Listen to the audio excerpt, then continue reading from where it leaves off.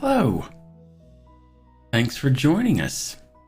Welcome to another episode of Barry Hawkins Live. And tonight we're on our second entry in effective development process metrics. Of course, focusing right now in this series on development process at the team level, but metrics nonetheless. The companion that we'll be picking up on tonight is the close friend of throughput or velocity in Scrum. And that close friend in my practice is projected to completed ratio. So let's dive right in, because this is a topic that seems straightforward, but then it can get away from you if you're not careful. So here we go. Let's begin with defining what is projected to completed ratio, because projected to completed ratio is a metric that I added after years of practicing and adapting and evolving Scrum. And I added it because what I found was you could have teams whose velocity looked quite stable, which generally is a goal. But then if you actually sat in on their planning and or looked at their retrospective notes, that sort of thing, it was stable in terms of the volume that happened, but in terms of how tumultuous their sprint planning, backlog grooming, and even work day over day in a given development cycle, those were quite unhealthy, very bumpy. And so I added projected to completed ratio as a complement to throughput. And projected to completed ratio, quite simply, is the ratio of the amount of effort that a team pulls in to a development cycle or sprint during sprint planning compared to the volume of work in the same unit of measure, hopefully typically story points, that they actually fully complete in a cycle. So you can imagine how if you pull in a certain volume of work, let's say 60 points, and if at the end of that cycle you complete 60 points, then the ratio is 1. You projected 60, you completed 60. What throughput doesn't show you is how much teams thought they could do versus how much they actually ended up completing. And so that's what projected to completed ratio seeks to provide. Now, why have that provided? The intent of projected to completed ratio is to give the team an idea of how much confidence they should currently place in their planning activity. And depending on how high or low that ratio is, it tells them certain things. So let's dive into projected to completed ratio. What does the effective use of it look like? First, let's talk about interpreting projected to completed ratio, because it's deceptively simple. Because when you can do the math and arrive at the value dividing projected by completed, and you can come up with a number easily enough. But what does that number mean? Well, let's provide two examples, one high and one low. So let's say a team has a projected to completed ratio of 1.5. So that would mean, just like throughput, projected completed ratio uses a rolling 6-cycle average.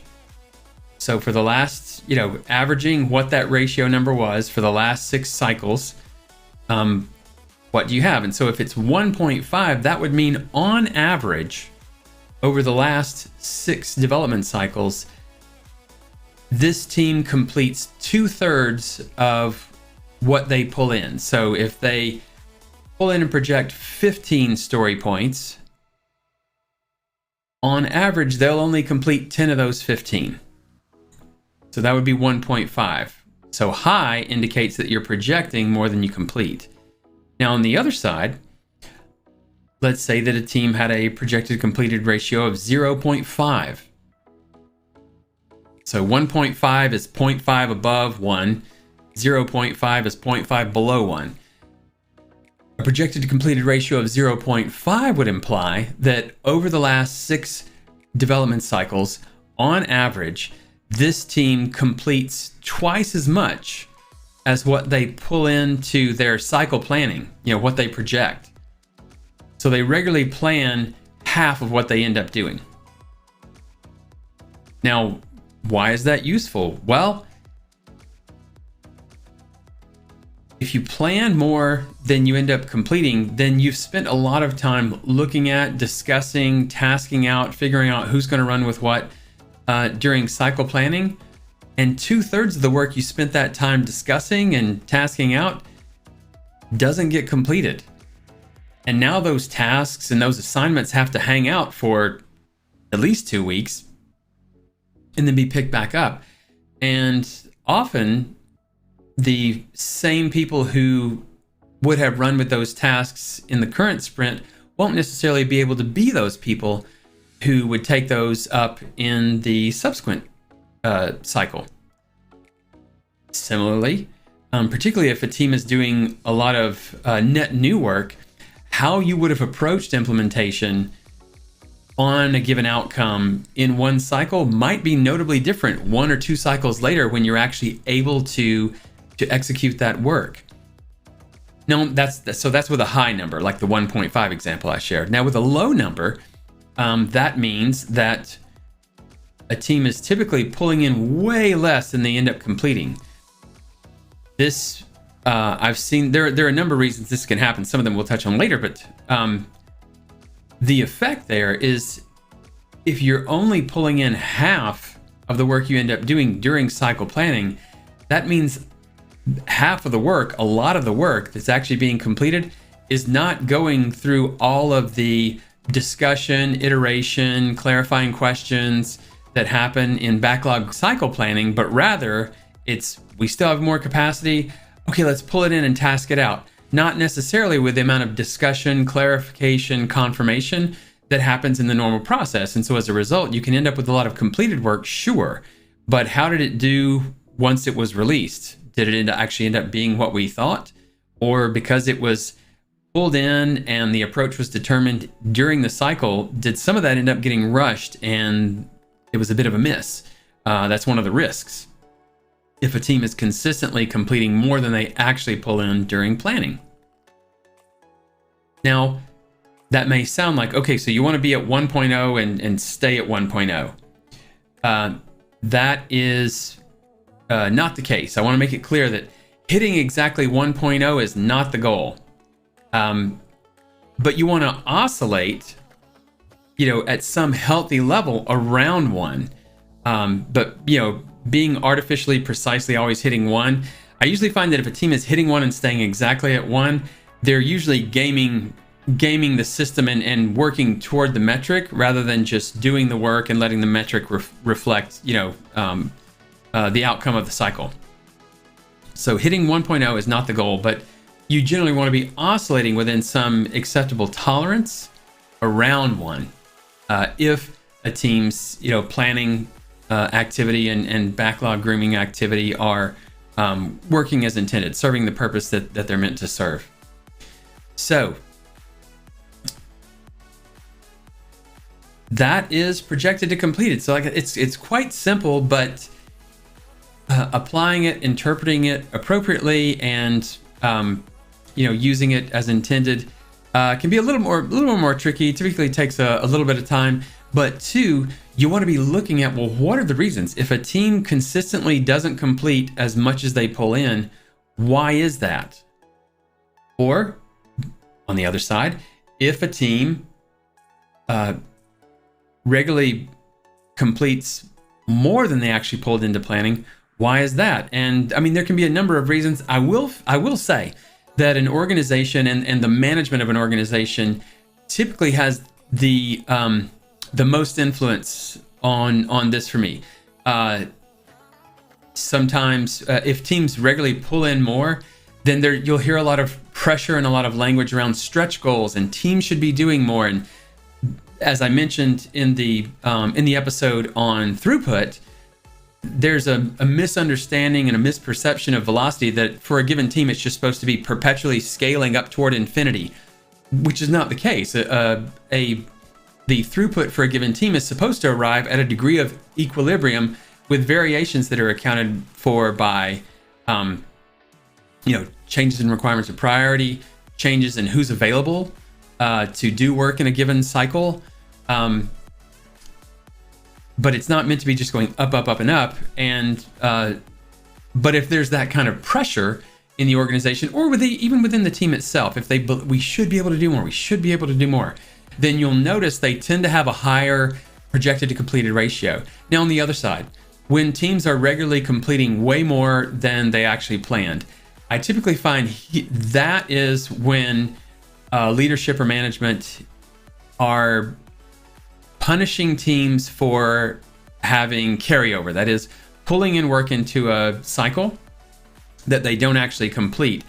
And if the punishment or shaming of that is high enough, then what teams will start to do as a regular basis is if this is their capacity, then they're going to plan down here, because they're tired of being on the email blast or watching their team square go from green to red, and then everybody's asking what's wrong with you guys, right? So you want to be careful in looking at what is the cause, what is the reason why the metrics look that way. And that segues us into a cautionary note on metrics in general. And I write about this on my website. I talk about this in the training that I provide. But metrics are intended to be an early indicator that are a prompt for conversation. It should be something that informs and begins a discussion, not something that's treated as an outcome that's now to be acted upon. And that's what I see very often with leadership and management, is they treat metrics not as an early indicator and starting point for discussion, but rather this is the number to make a judgment on. So don't do that, because when you do that, that's when you start to incent the negative behaviors as teams try to cope with the suboptimal culture and patterns that you're enforcing, whether you know it or not. Now, to take a look at a visual example, this is how I typically track agile development process metrics. I have a super simple tracking sheet. I'll share a Google Sheets example of that in the video description below. But you can see here as a team, it's their first 6 cycles 1 through 6. They're along the horizontal axis, and then on the vertical axis you have their projected to completed ratio. So their first cycle 1.64, so they pulled in a good bit more than they could complete. The second cycle was similar. Now you can see here in the third and fourth cycles just how far over they were. It clearly became a point of conversation. And the rolling 6 cycle average, which first there's just one data point and then a second one, but by the time you get to the third one, you can see how they're course correcting, but it's only gradually pulling that rolling average down. So it's similar to throughput in that you want to have that rolling 6 cycles, because one individual cycle's improvement or deterioration would not be a full cause for highly corrective action. You want to look at how it's trending, and you can see here the next cycle was not as high as the first 2 had been in terms of overcommitment, but still a bit up, but still trending, generally pulling the trend down. And then in their 5th and 6th cycles, now getting into a healthy tolerance, and you can see that it's pulling their average, their projected to completed ratio 6 cycle average, down toward a healthier period where they can be oscillating around that healthy value of 1. So so yeah, that's what it tends to look like. All right. On the interestingly, on the topic of metrics, a colleague of mine, Lauren Hochstein, he's at Netflix. Netflix was a client of mine years ago, and then I did join them full time for a while to do some things. And while I joined, Lauren had joined around the same time there in 2015, and got to know him. He's a wonderful person. He shared a tweet earlier today about metrics that I really liked. He says here, my general perspective on metrics is just because the numbers look good doesn't mean things are actually good. On the other hand, if the numbers look bad, things are probably bad, but you probably didn't need the numbers to tell you that. And in response to that tweet, I had actually shared in reply that there you go. That further, the numbers telling you things look bad is a prompt for conversation instead of a final judgment. To which Lauren replied, where was it? Oh, I didn't capture his. That's the purpose of metrics, and it was interesting, just in an engineering context, not heavily process related, just to have a colleague bring that very topic up today. So yes, metrics, indicators to prompt conversation and investigation, not final endpoints upon which to decide punishment, reward, what have you.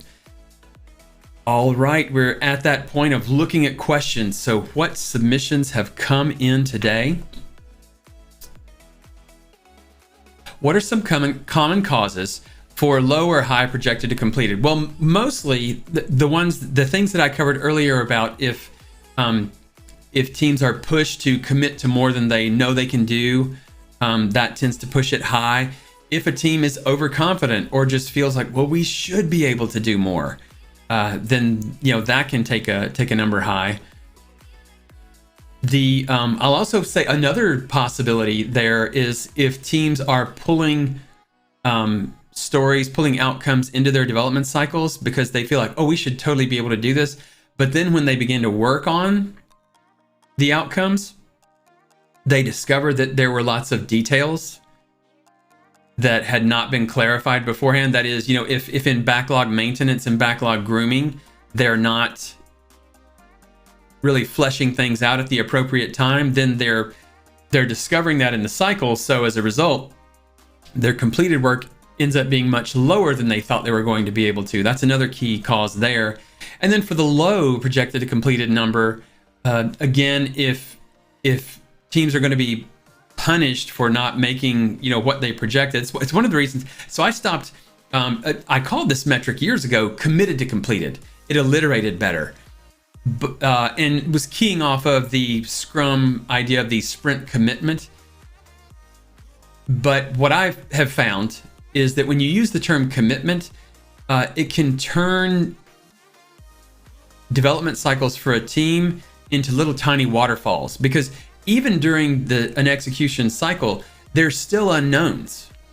And so if you term it in terms of a commitment, well, you're committed to, like, regardless of what you discover or find or what you uncover, this is the commitment, you should make this, as opposed to, well, this is our projection. Now, you want to be able to hit a projection, but there's just a semantic. I have found that in terms of trying to create a psychologically safe space for development teams to understand their capacity, and with one of the key outcomes of effective development process, to be able to cultivate an understanding, help a team cultivate an understanding of their capacity, I've just found projected to be better language than committed.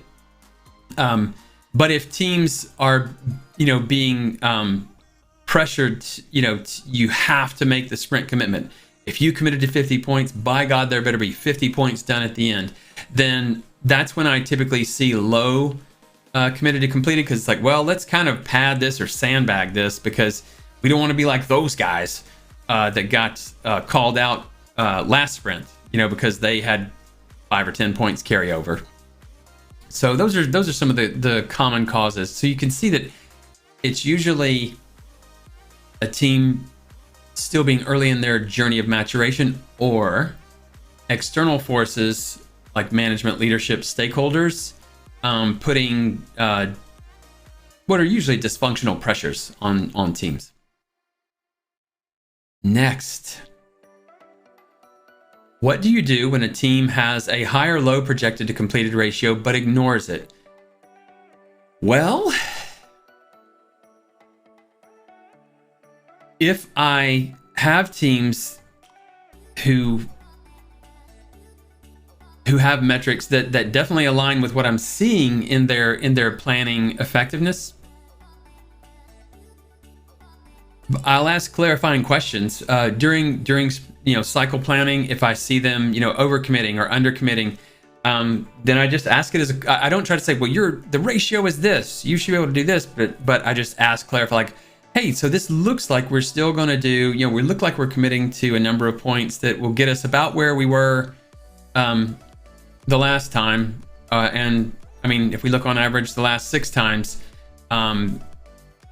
we typically end up being able to do a lot more, but then we're figuring it out kind of YOLO, coming in hot during the cycle. So is there really more we could plan? Or if I see us like, well, we're already over, we're already 20 points over our velocity, like we tend to do we really think we're going to be able to do this? Should we really spend time planning and tasking this out? So just ask it in terms of a clarifying question, an open-ended clarifying question, to again spark dialogue, because at the end of the day, the team does have to decide that it matters to them, because you can browbeat or pressure them all you want, but you can't force a person or a team to internalize a given value. You just have to reinforce that it's important, that it's part of what their effectiveness is being measured by, and part of what they're held accountable to, both as individuals and as a team. So that's what I typically do in that case. Lastly, what metrics aside from development process metrics do you recommend teams use? Well, this series is focused on development process for sure, but in terms of other metrics, I find uptime metrics, escape defect rates. Metrics, again, this is outside of development process, which is the question. Metrics that measure the health and effectiveness of the service or applications that you develop and own I tend to find those to be effective metrics for a team to use, because again, we're focused on the team level right now. If you have metrics or information around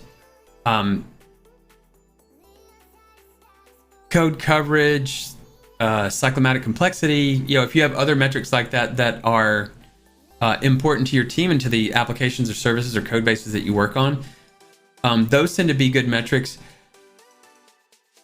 KPIs like product growth, subscription growth, conversion, those are trickier, because again, at the team level, you want to have metrics that you have the agency to affect, and higher level metrics that involve the work of way more than just your team.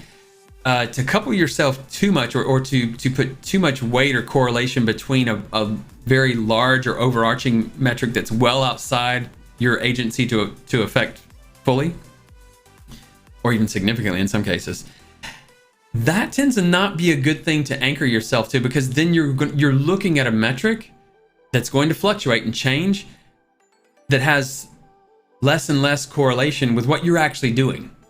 So generally, metrics outside of development process metrics, things that closely correlate to what you work on and that you have a high degree of agency to influence or affect.